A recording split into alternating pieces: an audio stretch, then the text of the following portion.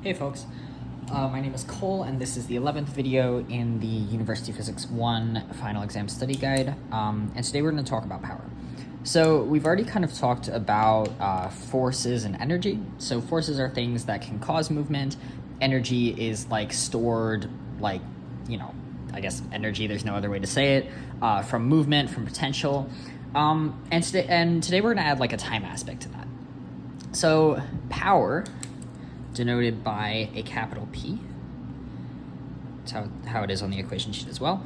It's in units of watts. And a watt is 1 joule per second. And a joule per second is, of course, a kilogram meter squared per second cubed. Okay? But we're just going to use watts, or maybe joules per second. And joules are energy, seconds time. So the formula for power kind of falls right out of the units. Power P is delta energy over delta T. Energy per time, change in energy per change in time. Or more formally, we're going to say P is dW dt, the derivative of work with respect to time. This is the equation that's on your formula sheet.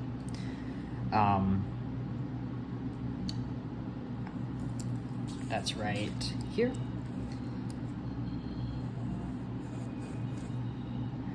Power is dW dt. Okay. So what does this represent? Why is this important? Well, the way I like to think about it is power is like kind of how impressive the work that's done is, right? Because I can walk 100 meters, right? I can do it in, a minute. If I'm walking really slow, I can walk 100 meters in a minute. I can do that really easily. And I've done the same amount of work as someone who's run 100 meters in 9 seconds, but I haven't used the same amount of power. So it's more impressive. It's like, how fast did it take you to do something? If I, am pushing a box, like a really heavy box, but it takes me like a million years to push a box up a hill, it's not very impressive. Whereas someone who could push the box up the hill in a minute or two, that's much more impressive. So that's why power is important. And I want to talk a little bit about both an example of power and then also kind of the units that you're going to see, because in all honesty, power is something that I always kind of struggled with conceptually, and I always kind of like wiggled my way through all of the power questions just with the units, and that is something that you can do. But it is good to also have an understanding of what power is. So an example of power would be, I have a box, let's say a 5 kilogram box, and I'm pushing on it at a, let's do a 60-degree angle. Let's make it a little bit simpler just for my own sake. Let's do pushing down at a 60-degree angle from the horizontal with a force F equals 100 newtons.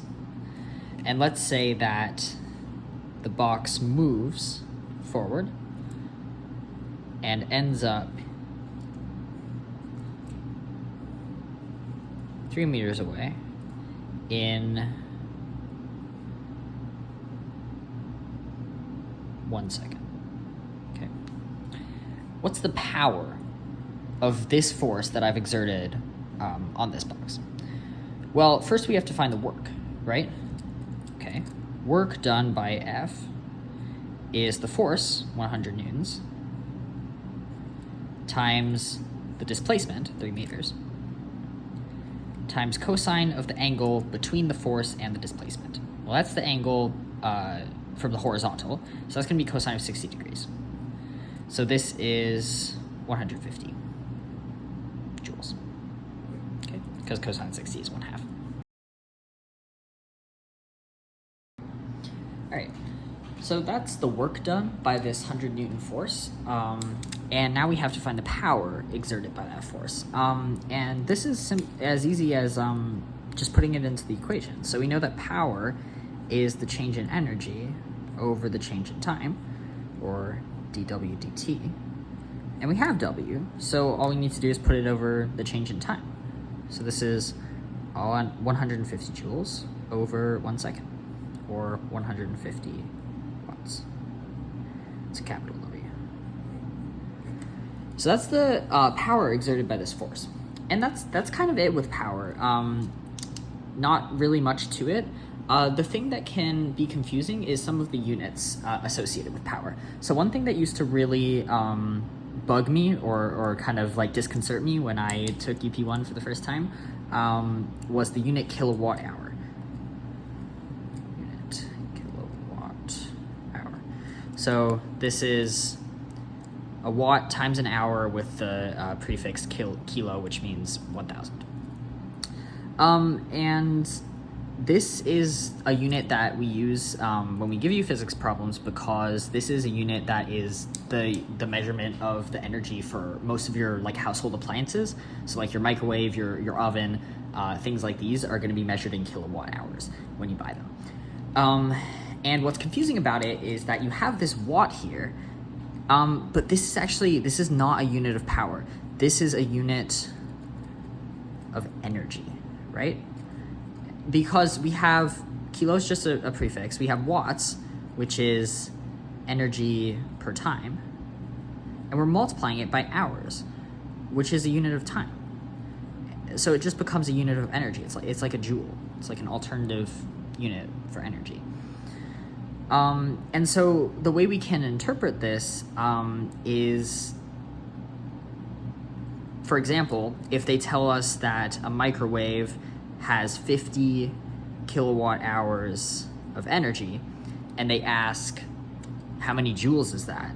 Well, okay, this is equal to 50,000, kilo, watts, which is a joule per second, times hours, which is 3,600 seconds. Okay. So how many joules is it? Pardon me. Well, it's 50,000 times 3,600 joules per joules, because the seconds cancel out. And I can do that on paper probably. 5 times 36 is 15, 18, 180, 1, 2, 3, 4, 5, 6. So this is 0, 1, 2, 3, 4, 5, 6, 180 million joules. Okay, so you can start to see why maybe we want to do things in kilowatt hours as opposed to joules, because this would be 180 megajoules, and that's a little bit, the numbers get big, because things can get up to like 1,000 kilowatts. But that's how you interpret that. That means that this microwave, this oven, whatever this appliance is, it can produce 180 million joules of energy. So then if you were to say, what is the energy, or I should say, if you were then to say, what is the energy produced in 1 hour? Okay, well, if it's